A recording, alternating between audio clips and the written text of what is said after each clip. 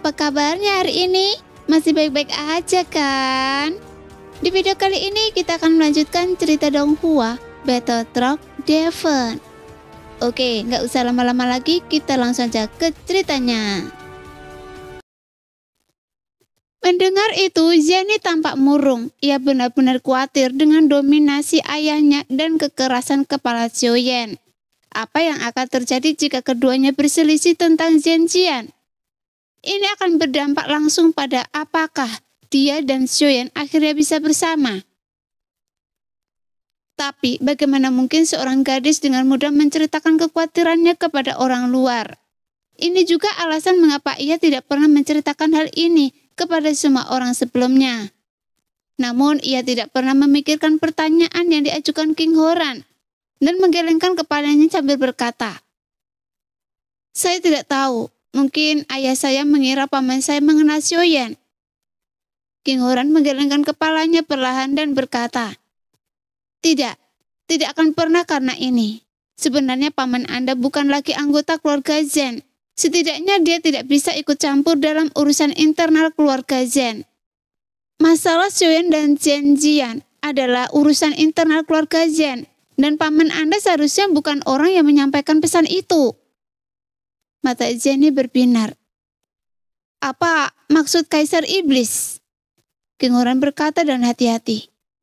Saya tidak yakin, saya hanya berpikir bahwa fakta bahwa keluarga Zhen belum menanggapi masalah Xiaoyan dan Zhenjian menunjukkan bahwa ayah Anda akan menganiaya dengan sangat hati-hati.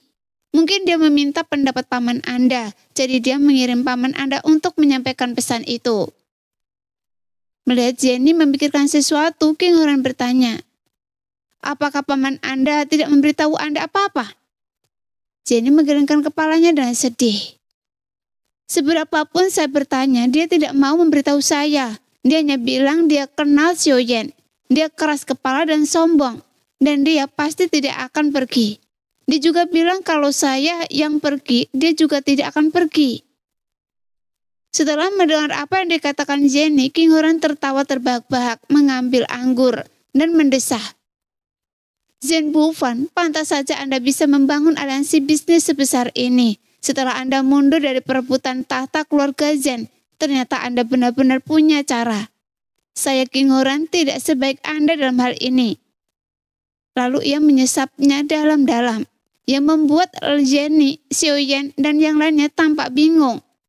Setelah mendesah, King Horan berkata kepada Jenny di hadapan tatapan semua orang yang bingung dan penuh harap.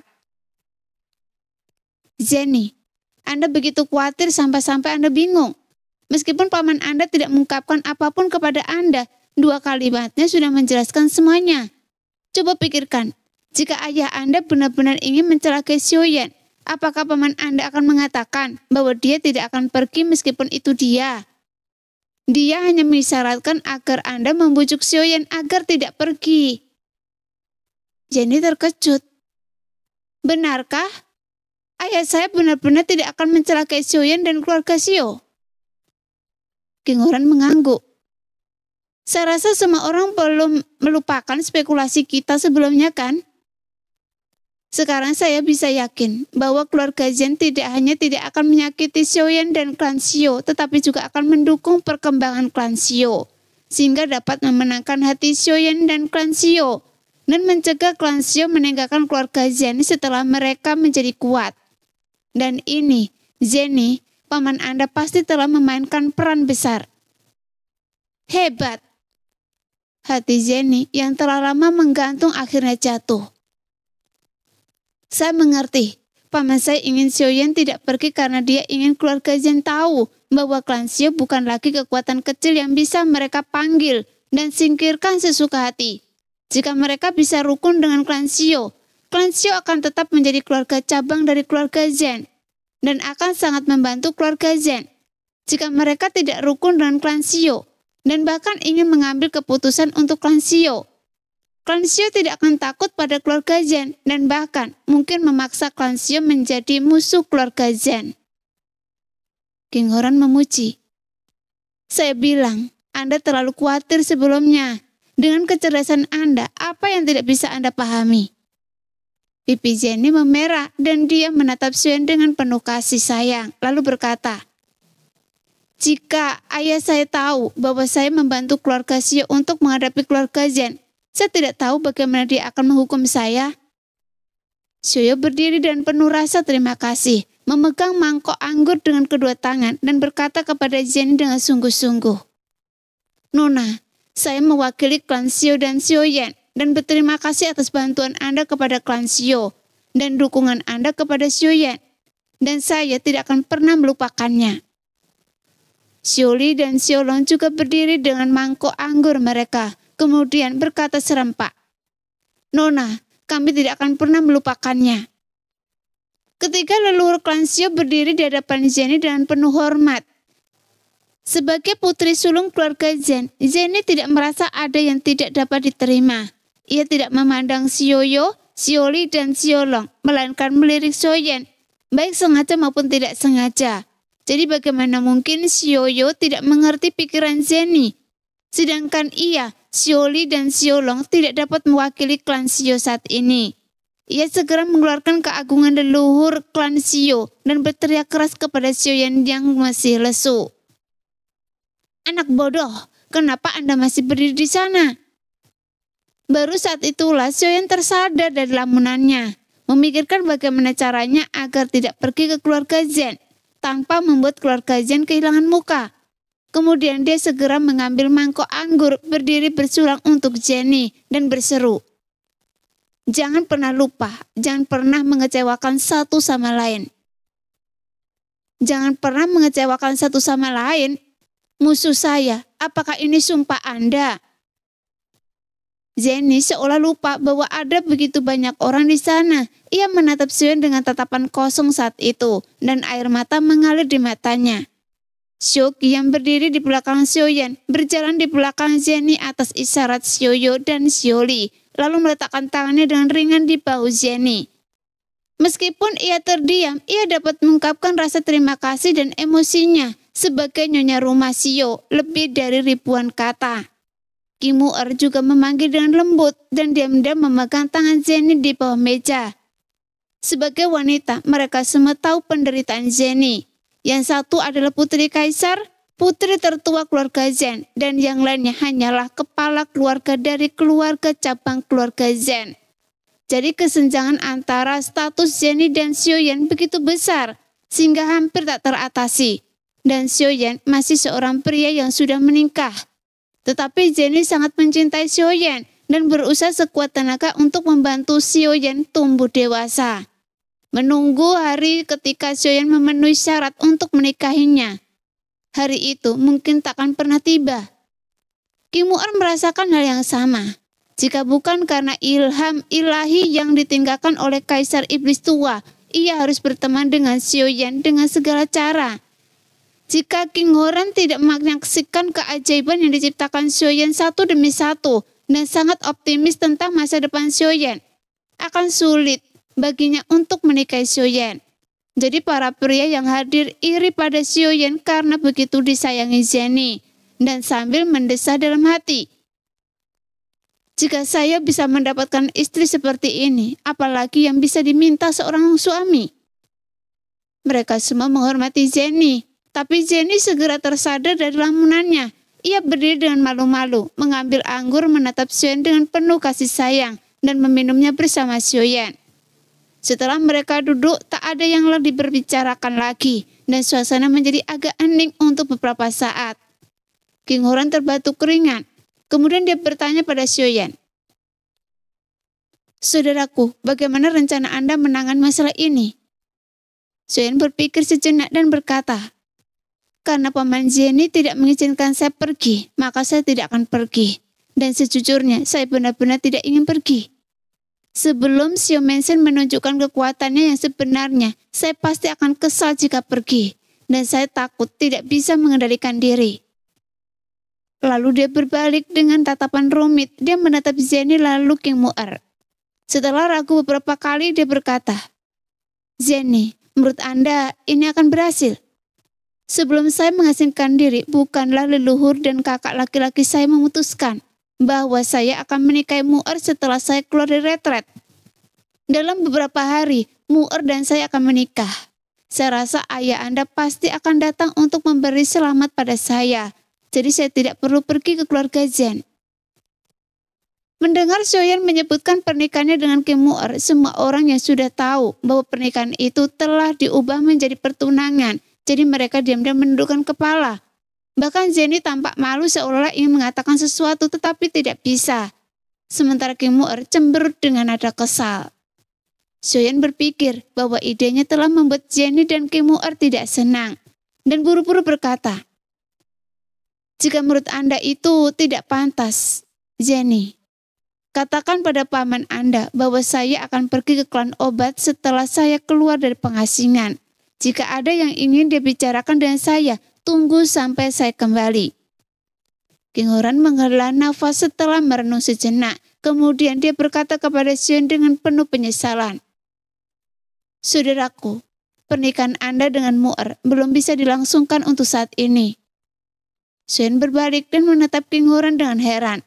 Entah kenapa ia merasa lega ketika tiba-tiba mendengar bahwa pernikahannya dengan Kim Mu'er belum bisa dilangsungkan untuk saat ini. Tapi dia tak bisa menahan diri untuk tidak menoleh ke belakang dan menatap King Mu'er. Tetapi tanpa sadar ia mengalihkan pandangannya lebih ke arah Jenny untuk melihat reaksi Jenny. Barulah ia mengerti mengapa ia merasa lega. Ternyata ia selalu sangat khawatir dengan perasaan Jenny tentang masalah ini. Ia segera mengamati kerumunan lagi dan mendapati tidak ada yang terkejut. Ia berpikir pasti ada sesuatu yang terjadi dan buru-buru bertanya kepada Xiaoyo. "Leluhur, apakah ada sesuatu yang terjadi?" Dia tidak bertanya kepada King Horan, melainkan kepada Xiaoyo. Ia berpikir bahwa bukan Xiaoyo yang memutuskan pernikahan itu. Kemungkinan besar seorang tetua dari klan iblis darah ada yang keberatan.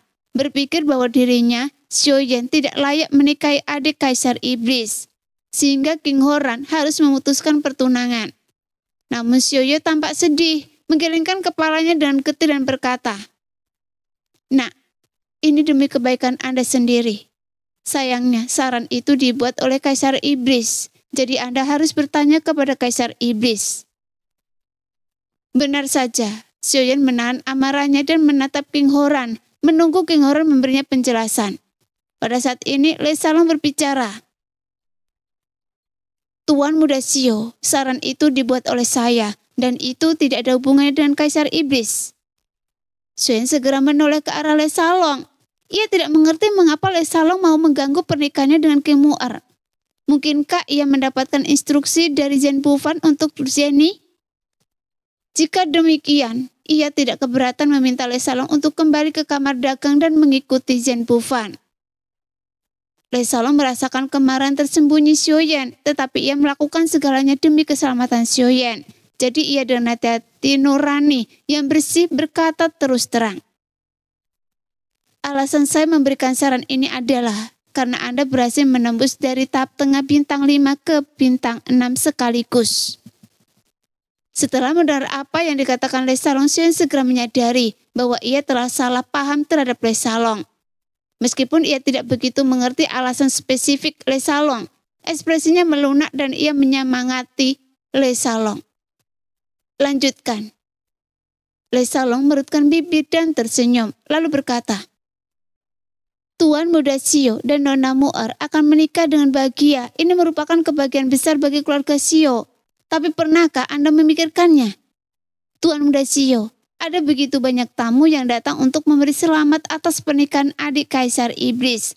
Kebanyakan dari mereka adalah orang-orang berpengaruh dan juga berbagai orang berbakat. Kekuatan Tuan Muda Xiao sebagai seorang Dodi bintang 6 mungkin sulit disembunyikan.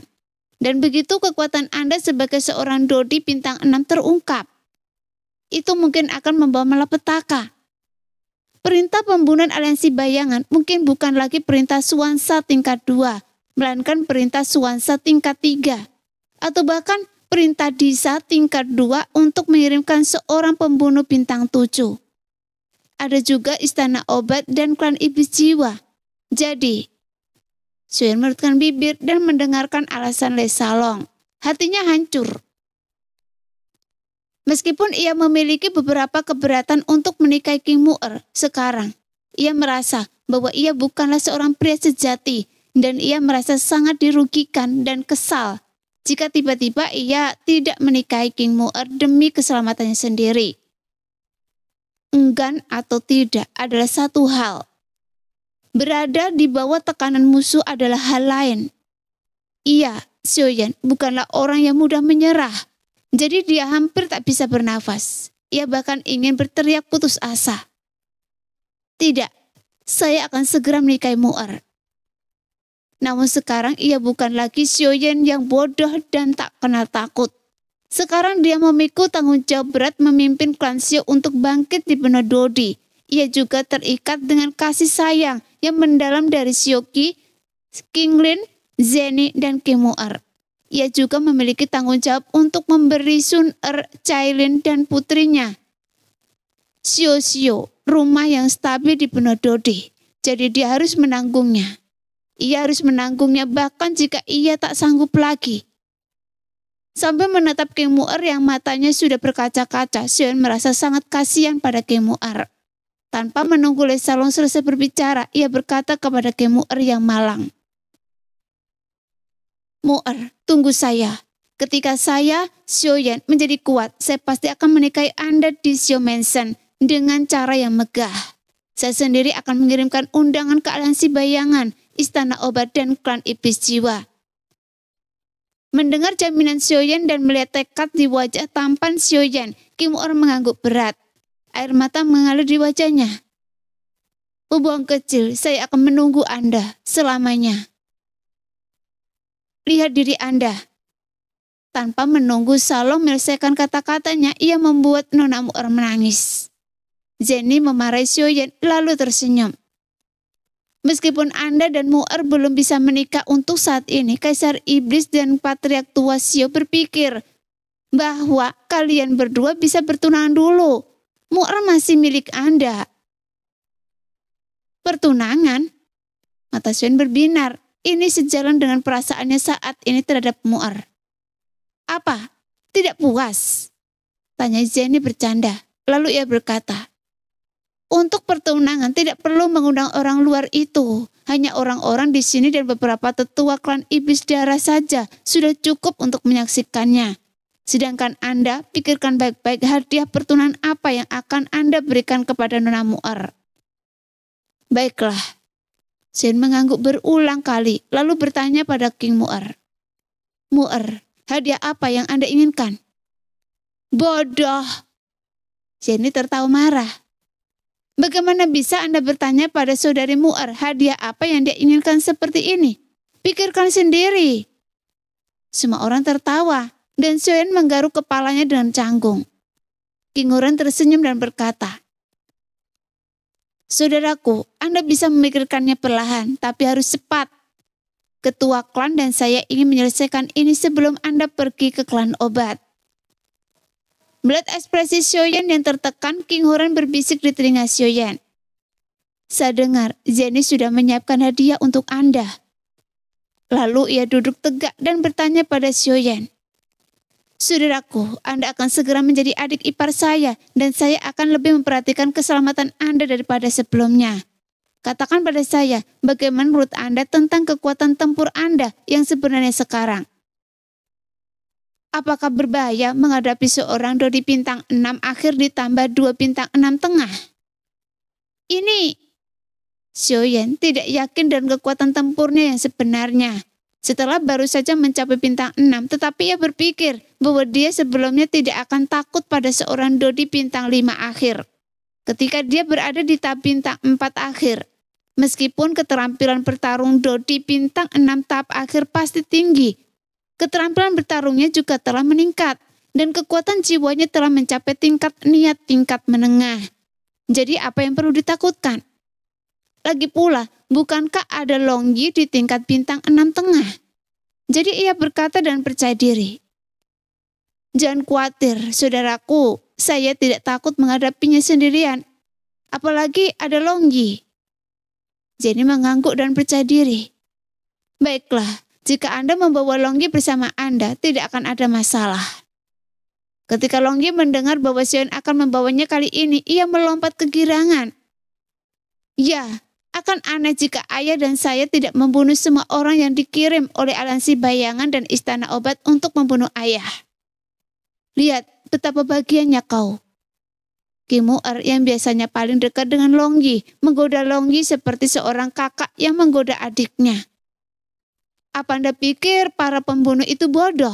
Ketika mereka melihat kalian berdua, apa mereka akan sebodoh itu menyerang? Longyi tersenyum licik dan berkata, Kakak Mu'er, oh tidak, Bibi Mu'er, jangan khawatir. Mereka tidak bisa melihat saya. Dan ketika mereka menyerang ayah, saya akan tiba-tiba muncul dan membunuh mereka satu persatu. Semua orang ingat bahwa Longyi sering menghilang secara misterius di rumah Xiao sebelumnya. Lalu muncul secara misterius. Tidak ada yang tahu kemana dia pergi atau dari mana dia tiba-tiba muncul. Setiap kali mereka bertanya pada Longyi, Longyi ragu-ragu. Ketika mereka bertanya pada Xiaoyan, Xiaoyan juga tersenyum dan tidak menjawab. Mereka menduga Xiaoyan pasti memiliki ruang rahasia. Tetapi karena Xiaoyan dan Longyi tidak mengatakan apa-apa, mereka tidak bertanya lagi. Karena Longyi punya cara untuk menghilang. Terlepas dari apakah musuh menyerang atau tidak, Xiaoyan jauh lebih aman dan semua orang merasa jauh lebih lega. Pada saat ini matahari terbit dan terbenam. Dalam sekejap mata 7 hari telah berlalu sejak Xiaoyan keluar dari pengasingannya. Langit hari ini sangat cerah tanpa jejak bulu yang berterbangan. Seolah-olah semua warna telah disaring dan birunya menyegarkan. Rumah Xiao dihiasi dengan lampu dan lentera warna-warni. Di setiap lentera merah besar. Dan setiap pohon digantung dengan pita merah dan emas. Dan kegembiraan meluap di wajah semua orang. Di dalam rumah, Zhenny tersenyum dan bertanya kepada Xiaoyan. Bagaimana? Apakah Anda puas dengan gaun baru yang khusus saya dan saudari Xiaoqi persiapkan untuk Anda? Anda dan Ki-er yang memilihnya, bagaimana mungkin saya tidak puas? Sambil menarik gaun pengantin merah berias tepi emas itu, mulut Xiaoyan menunjukkan sedikit kepahitan. Tapi sejujurnya, saya terbiasa memakai jubah hitam, dan sekarang saya memakai yang ini. Saya benar-benar tidak terbiasa. Hari ini Anda tidak biasa. Zhenny dan Xiaoqi saling tersenyum, dan semua orang ikut tertawa. Xiaoyan yang agak malu karena dipandang dari atas ke bawah, dari kiri ke kanan oleh semua orang, tiba-tiba menurunkan kening. Dan kekuatan jiwanya menangkap gerakan dari lubang cacing. Saudaraku dan yang lainnya ada di sini. Ayo kita pergi dan sambut mereka. Masih agak jauh dari lubang cacing yang terhubung ke istana Kaisar Iblis dan 5 sosok muncul di pandangan semua orang. King Huran berjalan di depan dengan King Mu'er yang pemalu di tangan kanannya. King Mu'er jelas berdandan dengan hati-hati hari ini. Alisnya disisir tipis dan matanya penuh dengan semangat musim semi. Kulitnya sehalus batu giok yang hangat. Bibirnya yang berwarna ceri tampak halus dan indah. Dan 2 helai rambut di pipinya dengan lembut menyapu wajahnya tertiup angin. Menambahkan sedikit pesona yang menggoda, yang membuat Xiaoyan terpana. Di belakang mereka berdua, 3 tetua dari klan Iblis Darah mengikuti dari dekat. Di sebelah kiri adalah tetua kedua, di sebelah kanan adalah tetua keempat berjubah merah, dan di tengah adalah seorang pria tua berpakaian merah. Bukankah lelaki tua berbaju merah di tengah adalah penjaga gerbang klan Iblis Darah? Ia berada di antara tetua kedua dan keempat. Mungkinkah statusnya lebih terhormat daripada tetua kedua dan keempat? Mungkinkah ia tetua agung klan Iblis Darah? Tapi mengapa ia tidak datang ke aula pertemuan ketika saya pergi ke klan Iblis Darah untuk menyampaikan token Iblis Darah? Secercah keraguan melintas di benak Xiaoyan, namun ini bukan saatnya untuk ragu.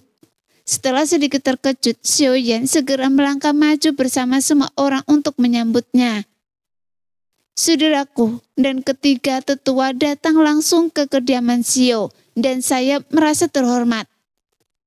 Lelaki tua berbaju merah dan tetua kedua juga membalas sapaan itu dengan kepalan tangan, tersenyum bagai angin musim semi. Terutama lelaki tua berbaju merah, melihat Sioyen mengangguk berulang kali, tampak sangat puas dengan Sioyen. Namun tetua keempat hanya mengangguk kecil. Sepasang mata menatap Sioyen dan tekanan tak terlihat menekan Sioyen bagai gunung. Meskipun keduanya pernah bertemu sekali dan tetua keempat bersikap sangat sopan kepada Sioyen saat itu. Bahkan sedikit menghargainya. Itu karena Sioyen telah berjasa besar kepada klan iblis jarah. Sekarang, King Mu'er yang dianggap cucu oleh tetua keempat dan harus bergantung pada Sioyen seumur hidupnya. Meskipun King Horan sangat memuji Sioyen dan meskipun tetua keempat tahu bahwa Sioyen telah berjasa besar kepada klan iblis darah, kebaikan tetaplah kebaikan dan kasih sayang tetaplah kasih sayang. Sebesar apapun kebaikan itu tak akan terbalas dengan kebahagiaan King Mu'er seumur hidup. Jadi tetua keempat tak kuasa menahan diri untuk menguji Sioyen. Apakah ini ujian? Atau Anda pikir saya tidak layak untuk Mu'er, sehingga Anda ingin menunjukkan kekuatan Anda pada saya? Sioyen sedikit tertegun dan secerca rasa tidak senang melintas di hatinya, tetapi ia tak menunjukkan emosi apapun. Matanya menatap tetua keempat tanpa rasa takut. Mungkinkah tetua keempat ini yang merupakan Kaisar Do Bintang 8 tidak puas dengan Sioyen? Kaisar Do Bintang 8 tak seorang pun berhasil mencapai Kaisar Do Bintang 9 setelah bencana kuno. Ia adalah sosok terkemuka yang berada di atas. Orang seperti itu ia memiliki pengaruh mutlak dalam kekuatan apapun.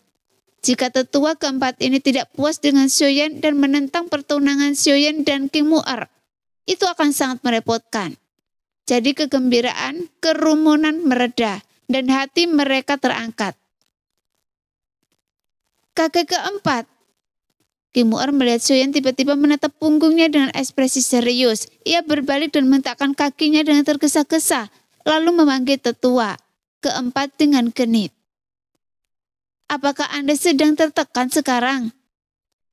Tetua keempat segera mengalihkan pandangannya dari Sioyen ke King Mu'er dengan tatapan penuh kasih sayang, seolah-olah ia telah bertemu musuh bebuyutannya. Kakek keempat hanya ingin menguji seberapa banyak materi yang Anda miliki. Calon suami yang dikenal sebagai jenius pertama di bawah level bintang 5. Dan apakah Anda layak untuk Mu'er kami? Semua orang menghela nafas lega. Dan di saat yang sama mereka tak kuasa menahan rasa bahagia. Hanya karena rasa sayang tetua keempat, seorang Kaisar Do Bintang 8 kepada King Mu'er. Jika ada yang berani menyentuh Sioyen di masa depan, dia pasti tak akan melepaskannya.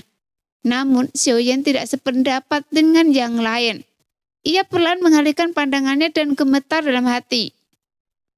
Kaisar Do Bintang 8 tetaplah Kaisar Do Bintang 8. Sekilas pandang saja bisa membuat orang merasa malu. Jika saya tidak bertekad, saya takut saya akan mempermalukan diri saya sendiri saat itu. Lalu bagaimana perasaan kakek keempat sekarang? Sambil melirik Sioyen yang terdiam, King Mu'er tak mau menyerah dan bertanya kepada tetua keempat dengan cemberut. Mu'er justru meminta seorang Kaisar Do Bintang 8 untuk hasil yang memuaskan di depan umum demi dirinya. Jadi hati Sioyen terasa hangat dan perasaannya terhadap King Mu'er semakin dalam. Tetua keempat tertawa malu dan berkata, hanya karena dia berani menatap mata saya tanpa rasa malu sedikit pun, saya sudah sangat puas. Hati Sioyen yang terenyuh akhirnya terpuaskan dan rasa tidak senang yang sebelumnya ia rasakan terhadap tetua keempat pun sirna seiring dengan mekarnya senyum bahagia King Mu'er. King Horan tersenyum dan sedikit menoleh. Ayo, saya kenalkan kalian semua. Setelah memperkenalkan semua orang satu persatu, King Horan tak kuasa menahan diri untuk menggoda Sioyen. Bagaimana? Mu'er cantik hari ini kan? Mu'er memang sudah sangat cantik dan hari ini dia semakin cantik dan menawan. Sioyen menjawab dengan jujur, dan wajahnya yang jarang malu sekarang sedikit memerah. Mendengar Sioyen memujinya di depan umum, King Mu'er langsung tersipu. Menundukkan kepalanya dan diam-diam melirik Sioyen tanpa berkata apa-apa. Hatinya dipenuhi kebahagiaan. Ayo kita masuk ke aula dan bicara kalau ada yang ingin Anda katakan. Kalau kita biarkan Kaisar Iblis dan ketiga tetua berdiri di sini dan bicara, saya khawatir orang-orang akan bilang Xiao Mensen saya kurang ramah. Melihat Sioyen dan King Mu'er malu, Zeni buru-buru mengajak semua orang ke aula Xiao Mensen. Sambil menyesap teh harum, menatap King Mu'er yang duduk di sebelahnya. Yang begitu malu, Sioyen merasa tenggorokannya agak kering. Dan ia benar-benar lupa kata-kata yang telah dipersiapkan sejak kemarin. Ia mencoba beberapa kali tetapi tidak tahu harus mulai dari mana. Jadi ia terpaksa menatap Zeni untuk meminta bantuan. Dasar pria yang membosankan. Zeni diam-diam membenci Sioyen dan terpaksa membuka bibir tipisnya dan berkata, Klan Iblis Darah dan Xiao Mensen sudah seperti keluarga. Saya tidak akan bicara basa-basi lagi. Hari ini mari kita saksikan pertunangan Tuan Muda Xiao dan Nona Mu'er. Saya berharap mereka saling mencintai dan segera menikah. Dengan anggukan kecil, tetua kedua bertepuk tangan dan tersenyum. Sioyen sangat baik kepada klan Iblis Darah saya dan potensinya langka di dunia. Selama bertahun-tahun dia telah memberikan dukungan finansial yang kuat untuk perkembangan klan Iblis Darah saya. Jadi merupakan berkah bagi kedua klan kita. Hanya dia dan Mu'er dapat membentuk pernikahan yang bahagia. Pria tua berbaju merah menatap King Mu'er dengan penuh kasih dan tersenyum enggan. Saya melihat Mu'er tumbuh dewasa seperti cicit saya sendiri dan saya sangat puas dan lega mempercayakannya kepada Sioyen. Tetua keempat memegang cangkir teh dan menggelengkan kepala, lalu mendesah. Pernikahan ini memang baik, tetapi begitu Mu'er pertunangan, dia pasti akan sering tinggal di rumah Xiao dan tidak akan kembali. Saya selalu merasa enggan untuk melepaskannya. Lalu dia melototi Sioyen dan berkata dengan tegas, Nak, meskipun kita akan menjadi keluarga setelah Anda dan Mu'er bertunangan, jika Anda berani menindas Mu'er, saya pasti akan menguliti Anda hidup-hidup. Bagaimana saya bisa tega menindasnya?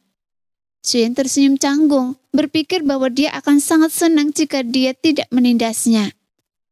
King Mu'er buru-buru memuji Sioyen. Kakek keempat, jangan khawatir, si pembohong kecil itu selalu baik pada saya. Memang benar, seorang gadis tidak bisa dikekang di saat dewasa. Dia bahkan belum menikah, tapi dia sudah melindungi suaminya. King Horan tak kuasa menahan diri untuk menggodanya, dan King Mu'er merasa sangat malu hingga ia segera menundukkan kepala dan terus menarik-narik bajunya, sehingga semua orang tertawa. Ekspresi tetua keempat melunak dan ia berkata kepada Sioyen, Selama Anda baik pada Mu'er, jika Anda membutuhkan bantuan saya di masa depan, datanglah saja pada saya. Semua orang di kediaman Xiao bersorak gembira.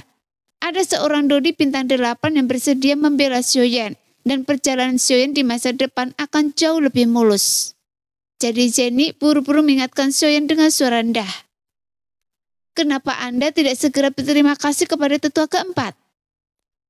Mendengar itu, Sioyen segera berdiri, menangkupkan tinjunya ke arah tetua keempat dan penuh rasa terima kasih, dan berkata dengan sungguh-sungguh, Tetua keempat, yakinlah bahwa saya sangat beruntung memiliki Mu'er untuk menemani saya seumur hidup. Saya, Sioyen, dengan ini berjanji kepada saudara saya dan ketiga tetua bahwa dalam hidup ini saya tidak akan pernah meninggalkan Mu'er. Jika saya mengingkari janji ini, saya akan mati di bawah panah yang menusuk ke hati saya. Pembohong kecil. King Mu'er menatap Sioyen, dan 2 garis air mata mengalir dari matanya, mengalir di pipinya dan pecah menjadi cipratan air bahagia. Baiklah, saya merasa lega dengan kata-kata Anda. Sedikit kepuasan terpancar di matanya dan tetua keempat akhirnya tersenyum. Di hari pernikahan besar ini, saya masih berlama-lama di sini, merusak kesenangan semua orang. Ayo, kita segera adakan upacara pertunangan, dan saya ingin minum-minum dengan kalian semua. Xiaoyan dan King Mu'er berpegangan tangan dan membungkuk kepada King Horan dan Xiaoyo, lalu bertukar token pertunangan. Token pertunangan yang diberikan Xiaoyan kepada King Mu'er adalah cincin batu darah langit yang dipilihkan khusus oleh Zhenny. Warnanya merah cerah, persis seperti kepribadian King Mu'er yang berapi-api. Token pertunangan yang diberikan King Mu'er kepada Xiaoyan adalah selai rambut hitam King Mu'er yang diikat dengan tali merah dan inti sihir bintang 8. Inti sihir bintang 8 ini dipersiapkan khusus untuk Xiaoyan oleh King Horan, yang percaya bahwa bagi Xiaoyan kekuatan adalah yang terpenting. Segera upacara pertunangan Xiaoyan dan King Mu'er berakhir sempurna dengan sukacita dan berkah yang indah. Setelah pertunangan dengan King Mu'er, Xiaoyan mengetahui tentang lubang cacing Gaon Jing Ming Yue dari Xiaozan saat mengobrol santai dengan semua orang. Dan kemudian ia punya ide khusus untuk menghadapi para pembunuh dari aliansi bayangan dan para pembunuh dari istana obat. Dia tahu bahwa begitu dia meninggalkan rumah Xiao, seseorang akan mengikutinya. Jadi dia memanfaatkan situasi ini dan berpura-pura diam-diam sampai ke kota. Dia yakin para pembunuh dari aliansi bayangan dan para pembunuh dari istana obat akan dapat menebak kemana ia pergi dan menyiapkan penyergapan terlebih dahulu. Di pedesaan, udaranya segar dan Xiaoyan menemukan hotel kecil yang paling sederhana untuk menginap. Setelah tidur hingga tengah malam, Xiaoyan merasa segar kembali. Penyergapan seharusnya sudah disiapkan, jadi jangan mengecewakan saya. Xiaoyan tersenyum puas. Menghadapi musuh yang kuat, Xiaoyan masih bisa tetap tenang, bahkan dalam mentalitas kucing-kucingan. Bukan hanya karena ia telah menembus bintang ke-6 dan Longyi bersembunyi di menara Zizhen Suling, yang bisa keluar kapan saja untuk memberikan pukulan telak yang tak terduga kepada musuh. Tetapi juga karena ia memiliki kartu tembus pandang yang ia dapatkan dari Hu Yingcue. Setelah melepas jubah hitamnya dan mengenakan setelan hitam, Xiaoyan melompat keluar jendela dan melarikan diri ke arah teras Gojing Mingyue. Bulan gelap dan angin kencang, malam itu pasti cocok untuk pembunuhan. Dan tempat yang jarang penduduknya adalah tempat terbaik untuk pembunuhan. Jelas hutan Maple yang luas di sebelah barat kota Wangxiang ada tempat seperti itu. Hanya ada satu jalan dari kota Wangxiang ke teras Gojing Mingshui. Ini adalah jalur hutan yang melintasi seluruh hutan Maple. Jika dia mengikuti jalur ke barat sekitar 20 mil, Xiaoyan dapat melihat sebuah danau. Dan ada jembatan kayu yang dibangun di danau yang mengarah langsung ke teras Gojing Mingyue di tengah danau. Sambil berdiri di pintu masuk jalan setapak menuju hutan Maple, Xiaoyan mengamati hutan lebat itu dan dengan sangat waspada. Kemudian melepaskan kekuatan jiwanya. Dengan kekuatan jiwanya yang berada di tahap tengah tingkat niat, sebuah pikiran dapat dengan cepat menyelimuti seluruh hutan Maple. Namun ia mengendalikan kekuatan jiwanya dan secara bertahap menembus ke kedalaman hutan Maple di sepanjang jalan setapak. Dan dengan hati-hati menjelajahi hutan lebat di kedua sisi jalan setapak. Lagi pula, ada seorang alkemis tingkat tinggi di antara orang-orang dari istana obat. Dan kekuatan jiwa mereka tidak lemah. Jika dia ketahuan, maka semua upaya akan sia-sia. Namun bertentangan dengan dugaan Xiaoyan, ia hanya mendeteksi fluktuasi doki dari 3 orang di hutan Maple yang lebat. Kenapa hanya ada 3 orang? Seharusnya tidak. Fluktuasi doki orang yang bersembunyi di hutan sebelah kanan sedikit lebih kuat daripada milik saya, dan seharusnya berada di tingkat tengah 6 bintang. Fluktuasi doki orang yang bersembunyi di sebelah kiri sebanding dengan orang di sebelah kanan, dan seharusnya juga berada di tingkat tengah 6 bintang. Fluktuasi doki orang yang sedikit lebih dalam lebih kuat, dan seharusnya berada di tingkat akhir 6 bintang. Menurut kesimpulan Zhenny dan kakak tertua, ketiga orang ini pastilah pembunuh dari aliansi bayangan. Xiaoyan tak kuasa menahan diri untuk bertanya-tanya. Di mana orang-orang di istana obat? Masuk akal jika istana obat tidak mungkin tidak menanyakan keberadaan saya. Mungkinkah mereka tidak berencana mengirim seseorang untuk membunuh saya lagi? Setelah berpikir keras dan tidak mendapatkan hasil, Soen kembali melepaskan kekuatan jiwanya dan memperluas cangkupan eksplorasi. Namun setelah eksplorasi yang cermat lagi, hasilnya masih sama seperti sebelumnya. Mungkin mereka tidak seprofesional Alansi Bayangan dalam hal menguntit dan mengorganisir pembunuhan. Jadi mereka tidak tiba di sini tepat waktu untuk menyiapkan penyergapan. Tapi siapa peduli? Hanya Alansi Bayangan yang lebih saya suka. Mari kita singkirkan ketiga anggota Alansi Bayangan itu dulu. Setelah mengambil keputusan, Soyan melesat ke hutan Mample. Menunggu dengan tenang memang paling membosankan dan mencemukan.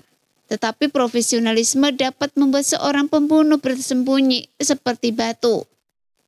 Di bawah pohon Mample di sisi kanan jalan, seorang pria parubaya yang kuat berpakaian hitam dan bertopeng hitam. Dengan hanya 2 mata yang terbuka dengan sabar, bersembunyi di rumputan setinggi lebih dari 1 kaki. Menatap jalan setapak dari kota Wangxiang. Namanya Sue Wuji, seorang dodi tingkat menengah bintang 6 yang mahir, menggunakan tombak. Keahlian menembaknya tajam dan keterampilan tubuhnya unik. Dengan kekuatan yang sama, hanya sedikit orang yang bisa bertahan jika diserang olehnya. Sialan, Soyan, apapun cara Anda, jika Anda berani muncul di depan saya akan memberitahu Anda apa artinya menembak seperti naga dan membunuh dengan 1 tembakan. Dia sangat tidak senang. Seorang dodi tingkat puncak bintang 4 yang baru saja menembus hingga paling tinggi 5 bintang. Malah dikirim seorang dodi tingkat akhir bintang 6.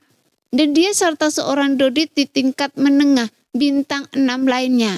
Bahkan jika Soyan terbunuh, dia merasa itu memalukan. Sambil memikirkan hal itu, tiba-tiba api ungu merah jatuh dari langit di atas kepala Sue Wuji. Demikianlah cerita hari ini. Kita lanjut lain hari ya guys ya. Bye-bye.